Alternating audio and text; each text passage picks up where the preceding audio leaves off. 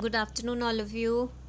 अभी आप लोगों की on demand social learning theories हम लोग करने वाले हैं। तो पहली थ्योरी जो अभी मैं बताऊंगी आपको दैट इज़ बैंड्यूरास, और जो उसके बाद सेकंड करेंगे वो लेव वाइगॉट्स्की करेंगे, उसका मैं अलग से वीडियो बनाऊंगी। फाइन। तो अब हम लोग थ्योरीज़ की बात कर रहे हैं, आप लोगों को पता है कि सोशल लर्निंग की बात कर रहे हैं, ठीक है। अब लर्निंग की पहले बात कर रहे हैं तो आपको ये पता होना चाहिए कि ये जो थ्योरीज़ हैं ये एक्सप्लेन क्या कर रही हैं। सारी थ्योरीज आपने अभी तक जितनी पढ़ी हैं आपको पता है दे आर एक्सप्लेनिंग कि लर्निंग होती कैसे है, ठीक है। तो इनको एक्सप्लेन करने के लिए साइकोलॉजिस्ट ने अपने अपने व्यू पॉइंट्स दिए हैं। उसी तरह से कुछ सोशल लर्निंग थ्योरीज हैं, आपको नाम से ही पता चल रहा होगा कि ये लर्निंग को किस चीज़ के ऊपर बेस्ड मानते हैं, कि लर्निंग इंडिविजुअल करता कैसे। अब इसके अंदर रेफरेंस आ जाता है सोसाइटी का, ठीक है। सोशल लर्निंग हम बोल रहे हैं तो सीधा सा आपको पता चल रहा है कि लर्निंग इन सोशल कॉन्टेक्स्ट, राइट, कि लर्निंग में सोसाइटी का क्या रोल है। अब आपको पता है हम इंडिविजुअल ऐसे तो नहीं है कि अकेले रह रहे हैं, अकेले ही जिएंगे, अकेले ही सब कुछ हमको आ जाएगा, अपने आप आ जाते हैं क्या हमें, जैसे ही हम पैदा हुए क्या हमें चीज़ें अपने आप आ जाती हैं। हम वो चीज़ सीखेंगे जो हमारे आसपास हमारी सोसाइटी के अंदर हम होते हुए देख रहे हैं, या जिनको हमें उस सोसाइटी में रहने के लिए सीखने की ज़रूरत है, ठीक है। तो बेसिक यही है इसका कि जो भी लर्निंग की थ्योरीज़ हैं, जो सोशल लर्निंग थ्योरीज़ हैं, they emphasise the importance of society, समाज की इम्पोर्टेंस क्या है सीखने में। क्लियर। तो इसके अंदर आपकी एक थ्योरी जो हम बोल रहे हैं लर्निंग थ्रू मॉडल्स और मॉडलिंग, या फिर इसको हम बोल रहे हैं डिस्कवरी लर्निंग, राइट। तो सोशल लर्निंग थ्योरी में एल्बर्ट बेंड्यूरा ने जो कहा, उन्होंने बोला कि ठीक है एक स्टिमुलस और रिस्पॉन्स तो है ही जब इंडिविजुअल सीख रहा है, like operant conditioning in classical conditioning, but it is not just the stimulus and the response. उसके बीच में और भी फैक्टर्स हैं जो काम कर रहे हैं, जिसके ऊपर डिपेंड करेगा कि इंडिविजुअल क्या चीज़ सीखता है और क्या चीज़ नहीं सीखता है।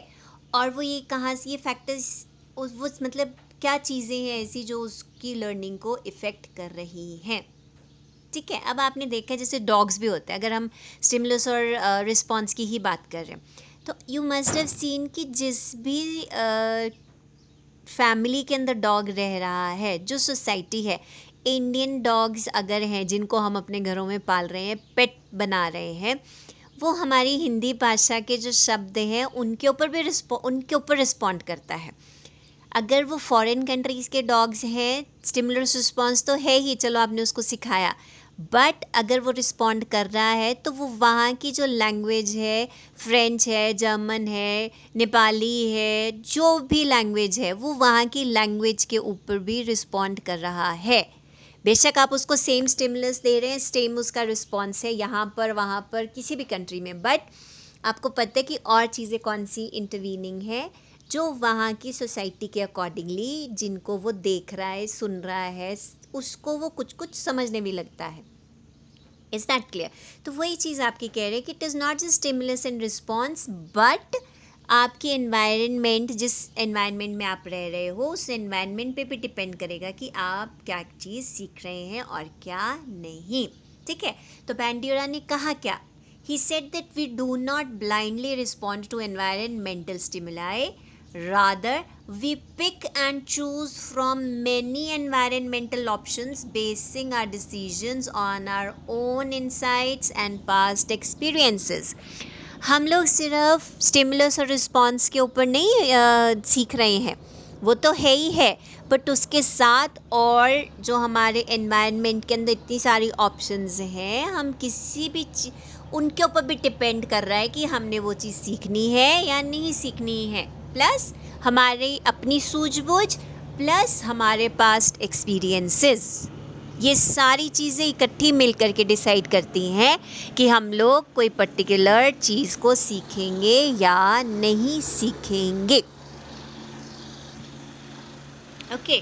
तो बैंड्यूरा ने क्या किया, उन्होंने बहुत सारे एक्सपेरिमेंट्स किए जहाँ पे उन्होंने ये ढूंढने की कोशिश की कि बच्चे किस तरह से सीखते। तो उन्होंने सेटअप किए, एक्सपेरिमेंटल सेटअप्स बहुत सारे किए, एक्सपेरिमेंट्स किए। अब उन्होंने एक जो उनका एक्सपेरिमेंट था उसके अंदर उन्होंने डिफरेंट रूम्स में बच्चों को रखा, ठीक है, अलग अलग ग्रुप्स को रखा।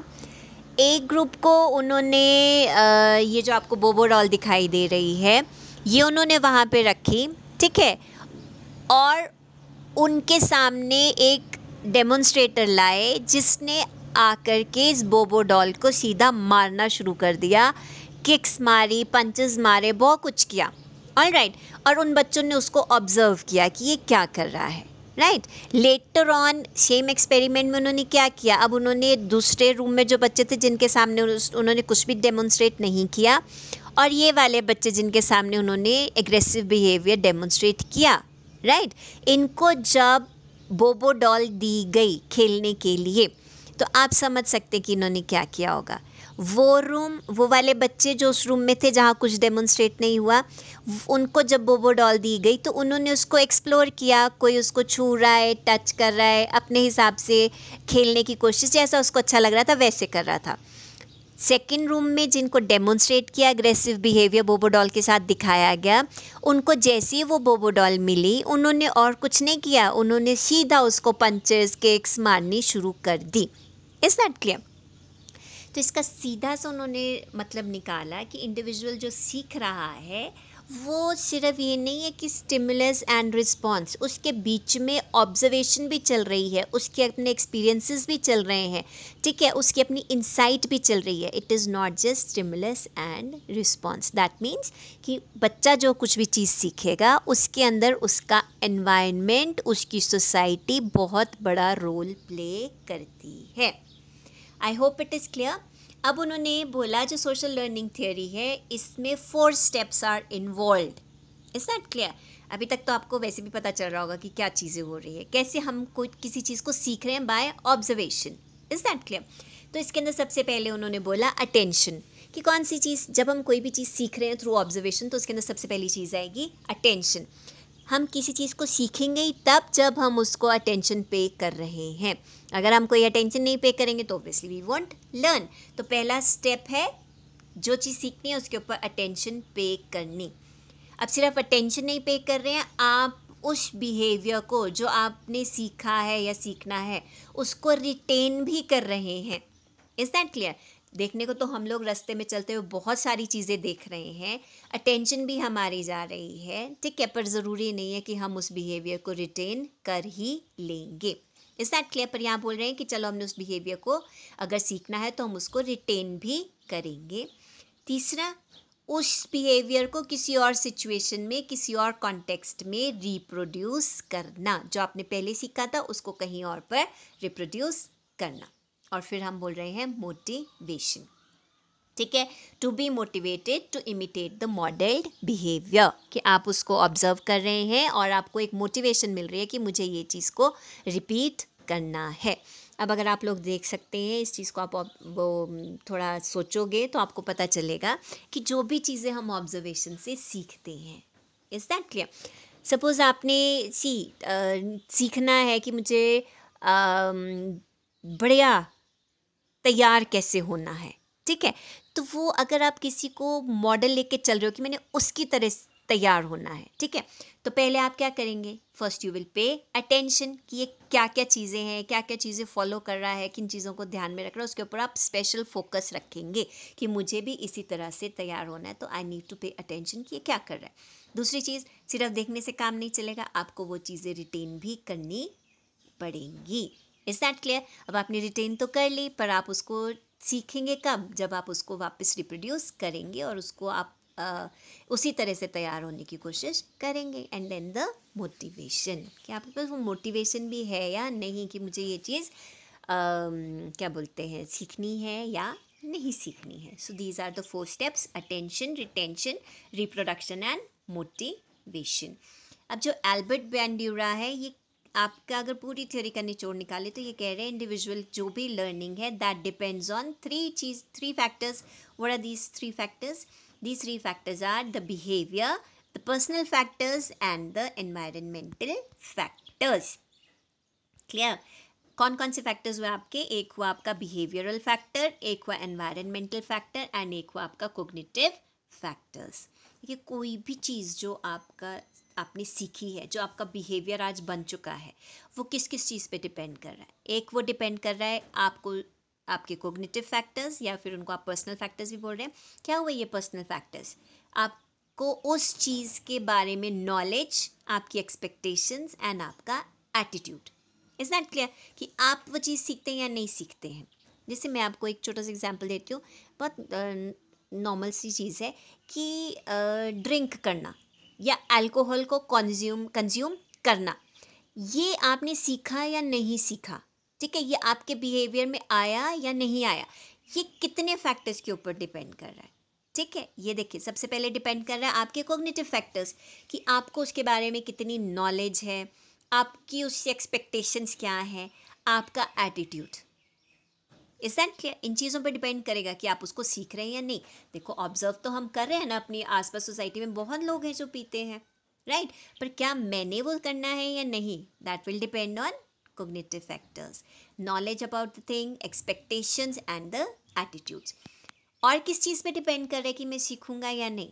सेकंड चीज़ डिपेंड कर रही है एनवायरमेंटल फैक्टर्स। आप कौन सी सोसाइटी में रह रहे हैं, वहाँ के नॉर्म्स क्या है, वो चीज़ आपकी कम्युनिटी में एक्सेसिबल है या नहीं है, उसका दूसरों के ऊपर इन्फ्लुएंस क्या पड़ रहा है, दैट विल ऑल्सो डिसाइड कि आप उससे सीखेंगे या नहीं सीखेंगे।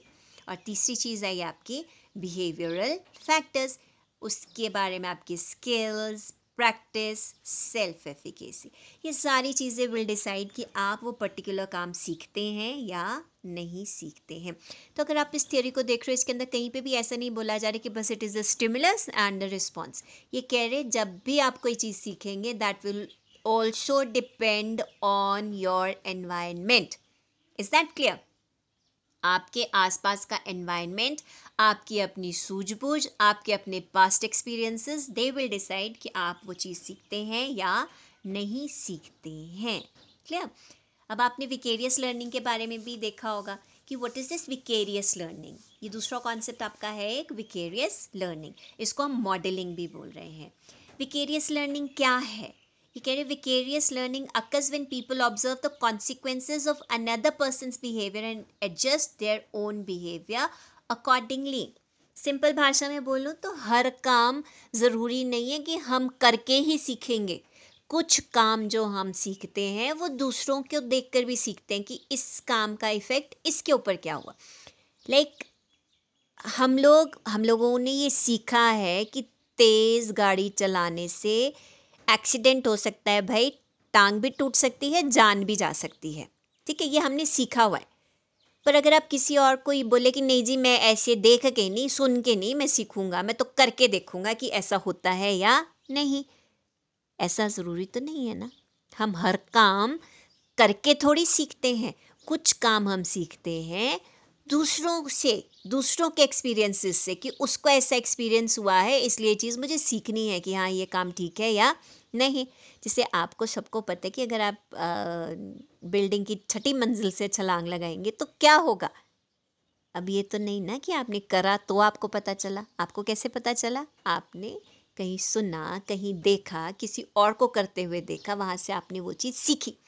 Is that clear? तो इसको हम कहते हैं विकेरियस लर्निंग, जहाँ पर आप किसी दूसरे इंडिविजुअल से वो चीज़ सीख रहे हैं, दूसरे के एक्सपीरियंसेस से सीखना, उसको हम बोल रहे हैं विकेरियस लर्निंग। एग्जाम्पल आपके पास है, like the girl is saying कि Jane got a new doll for her first rank, I am going to study hard too. ठीक है? When you imitate behaviour based on someone else's reinforced behaviour, उसको doll मिली अच्छे काम करने के लिए, इसलिए मैं भी अच्छा काम करूँगी। यू मस्ट हैव सीन, बच्चे अपने पेरेंट्स को कॉपी करते हैं, राइट? ये देखिए विकेरियस सेकेंड हैंड कंडीशनिंग। आपको पता है कि 2 कार्स जब बज रही हैं तो डर लग रहा है ऑब्वियसली। इसका मतलब क्या है? जब आप रास्ता क्रॉस करेंगे तो आप ध्यान देंगे, आप आंख बंद करके नहीं चलेंगे कि नहीं जी मैं तो जाके देखूंगा कि होता है या नहीं। आपने दूसरे का एक्सपीरियंस देखा, वहाँ से चीज़ें सीख ली। मंकीज से monkeys do, children imitating their parents. Alright, ये सब जो है आपका, ये आपकी विकेरियस लर्निंग है। दैट मीन्स आप दूसरों के एक्सपीरियंसेस से चीज़ें सीख रहे हैं। क्या कॉन्सेप्ट जो काम कर रहे हैं इसमें आपकी बैंडेरा की थ्योरी में? पहली, people can learn through observation.